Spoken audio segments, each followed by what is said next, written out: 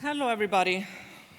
Thank you so much for allowing me to be with you here today, and thanks for the super kind and nice introduction. I think I've never been introduced before via my names and via explanations of those two names, so thank you so much. And a special thanks to the hosts, to Eleonora, that told me that I should actually, and this is so funny because I'm a former politician. I'm almost saying this as this is something to be sort of a bit ashamed of or have a guilt of. I'm a former politician. It's like admitting something. But of course, I'm super proud of that. But I never really, in my career as a politician, for some reason, I never thought of myself as an inventor of any kind or innovator of any kind. That is maybe the sort of traditional way of thinking about politics, public service, that we don't see it such a way. Then I had coffee with Eleonora the other day, where she was sort of asking me to make sure that I could sum up this morning and make sure that I shared my story of innovation. And I'm like, what are you talking about? Innovation? I've never been an innovator of any kind. But when you think about it, and I was thinking about it when I was looking at these great role models here on stage, Áslaug, Arna, and Sigríður Snævar. If anything, they have been the innovators of super great changes, of something that would never have happened if they wouldn't have paved the way. They're, of course, of a different generation. I mean, all and everyone in Iceland knows Sigríður Snævar as our sort of first internationally known ambassador, because she was our first woman, so we were really, really proud.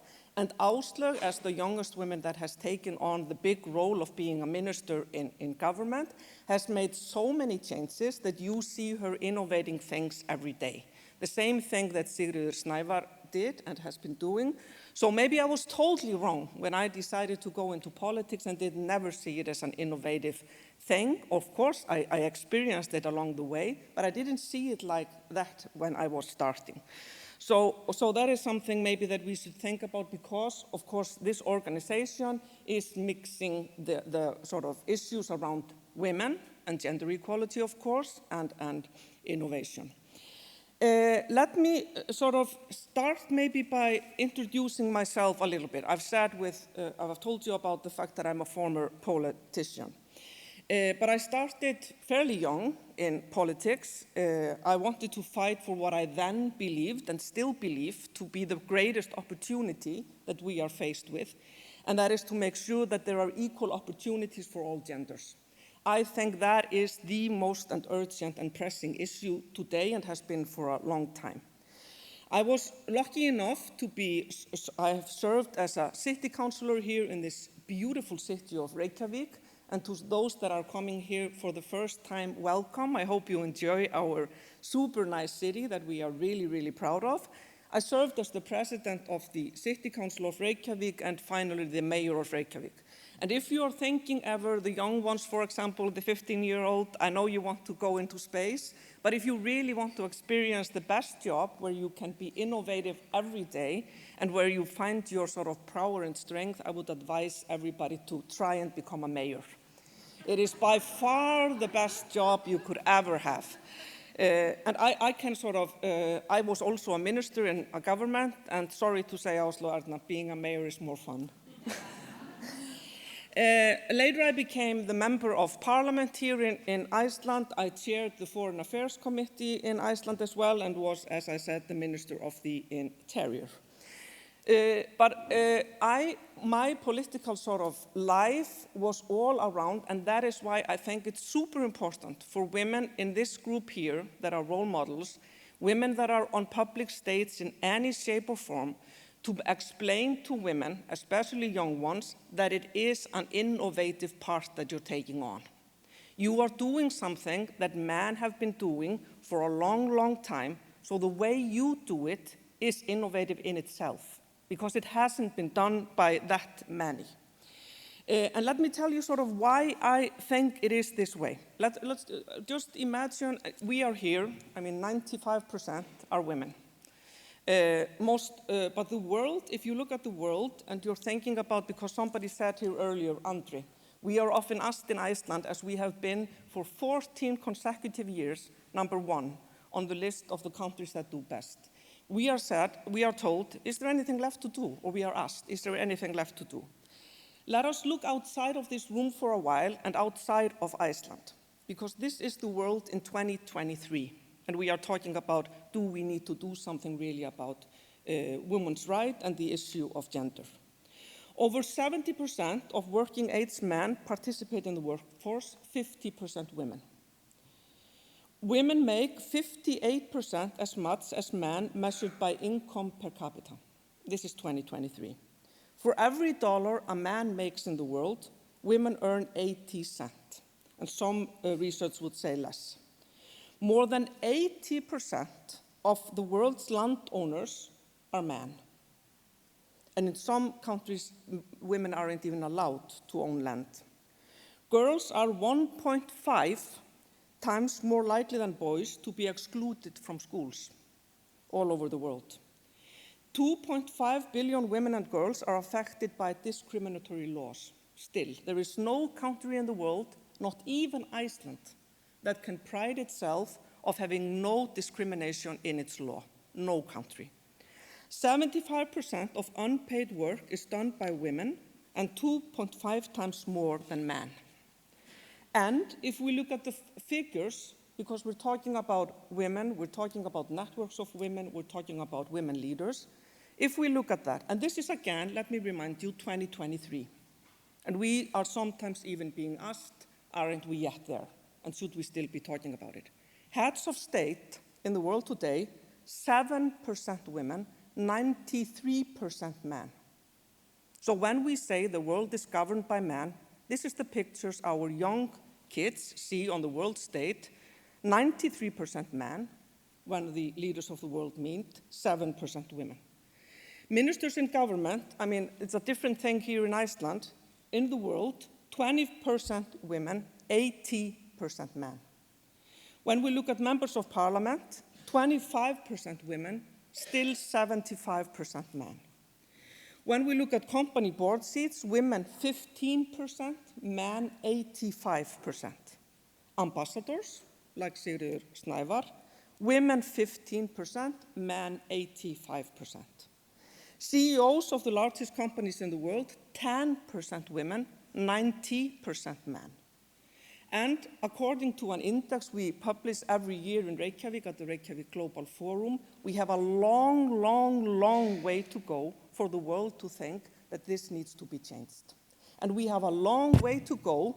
80% of people in the world, even you that are super progressive in your approach to gender equality, if we would research this, 80% of you, if I would ask you to close your eyes and think about the world leader, you would mention a middle-aged white man.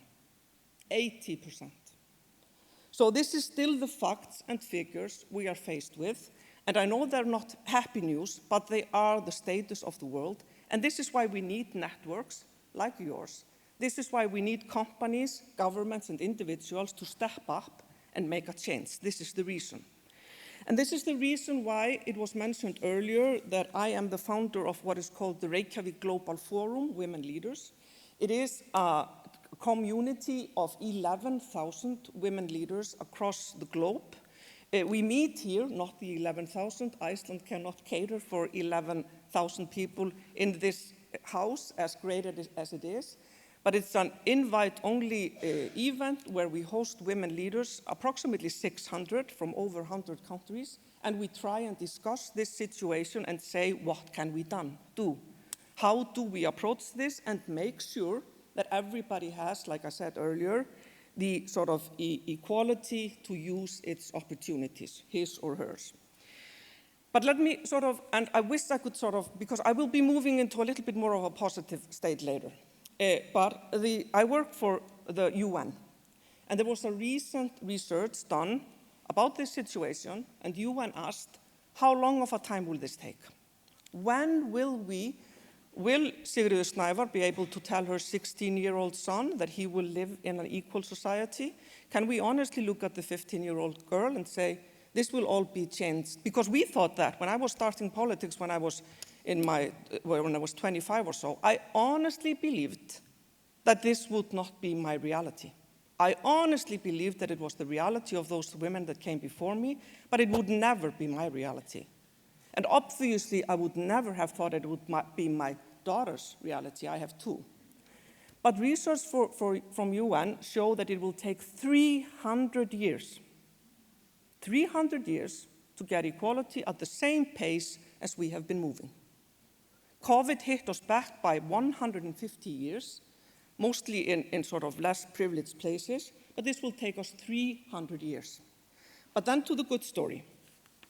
There are examples, not only of women that have done wonderful things and been pioneers in making changes, there are countries that have made changes that are not sort of looking at 300 years to make some success. And I'm proud to be sort of living in that country, and that country is Iceland. And in Iceland, because we are often asked from Iceland, how did you do it? I mean, how did you honestly make sure that there has been these changes in Iceland? And I'm not going to go through everything we've done, but the fact of the matter is that Iceland has closed 90% of its gender gap. We have closed 90% of the gender gap, while other countries on average have closed 60%. So you can see how far we've gone. And let me tell you one thing, it's not a magic in the air. We are no better than the rest of the world. We are not extra kind people or super courageous people or people that have a different DNA. No, there was a decision made in Iceland to make gender equality a priority. It needs a decision. It doesn't happen out of the blue. Of course, we are a small country. It's way easier to adopt certain policies. And of course, we needed our workforce because of how few we are. But there was a decision made. And we can often talk badly about politicians. I was, as I said, in politics for 25 years. And we, the public, tend to say that they are doing nothing right. And we tend to sort of make sure that their work is set in a negative light. But the politics of Iceland, along, of course, with the public of Iceland, made a conscious decision. This will be our branding for the coming years and decades. This is what Iceland needs. So now, if anybody of you, for example, took a cab from the airport to Reykjavik, and even if the driver was a 70-year-old man, and you would have asked him, what are you most proud of when it comes to Iceland? I would bet on you that 80% of these men would have said gender equality in some shape or form. And this is why our first democratically elected president, Vigdís Finnbogadóttir, once said, the magic in Iceland is super courageous men and super courageous women and extra kind men.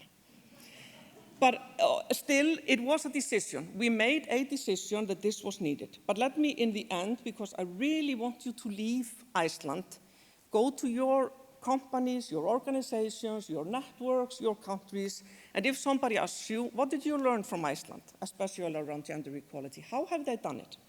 There are three things, only three things that I would kindly ask you to remember. Strong role models matters. Number matters. It is not enough to put one trophy women here and there. If the numbers aren't there, it won't work. So we have done loads of things. We didn't just elect the first democratically elected president. We have done things to make sure that our parliament is almost half and half, our government is half and half, and our sort of structure is, as much as we can govern it, half and half. We are lacking in business, but we, of course, also face that and are trying to change that. So strong role models are crucial. When I was young, I was a bit of a nerd. I spent my extra time watching TV shows involving politics, which for a 10-year-old at my time was super strange. I honestly sat by the TV way more often than my parents and loved looking at politicians debating. I found that was my space sort of thing, the same thing that space is for you.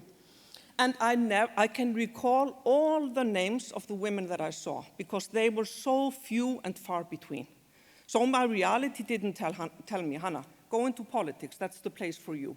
This is super urgent because if you can't see it, you can't be it. It is as simple as that. That's number one.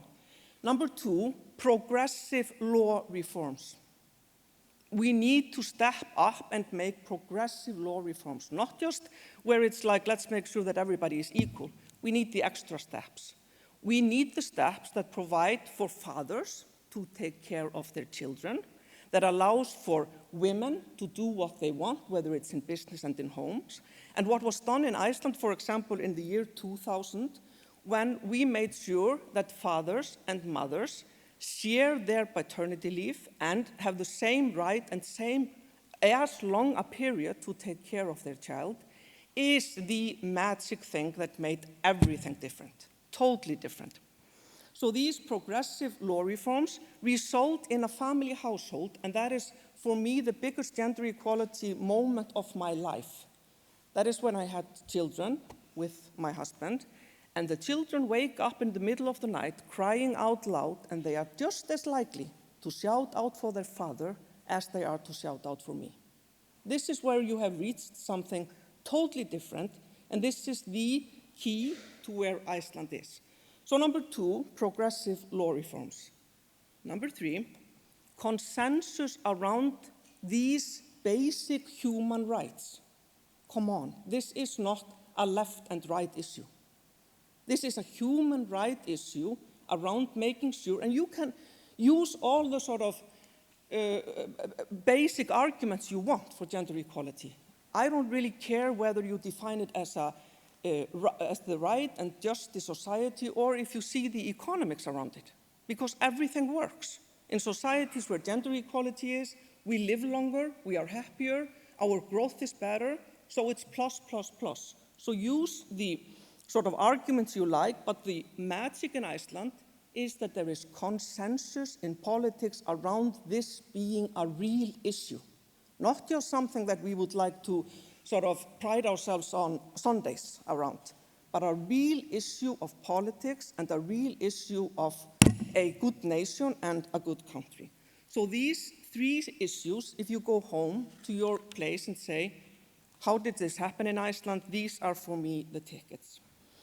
So once again, thank you so much for allowing me to be with you today. Thank you so much for allowing me to share my vision with you. Please enjoy Reykjavik and Iceland. I hope you learned something. And I would like to end on the note that I think that sort of part of the inventions and innovators, that is really the key for us to move forward. And even when it comes to gender equality, we constantly need to find new ways of doing even better. Because as it was said, that is maybe also the sort of spice of it all in Iceland, that although we've been told for 14 years in a row that we are the best, we never feel the best. We constantly strive to do better because we know that there is much that needs to be done. So that is the innovative part of it, and we still need you as inventors and innovators to make sure that we get new ideas about how to do better. So please share that with us and enjoy those 2 days in Iceland. Thank you.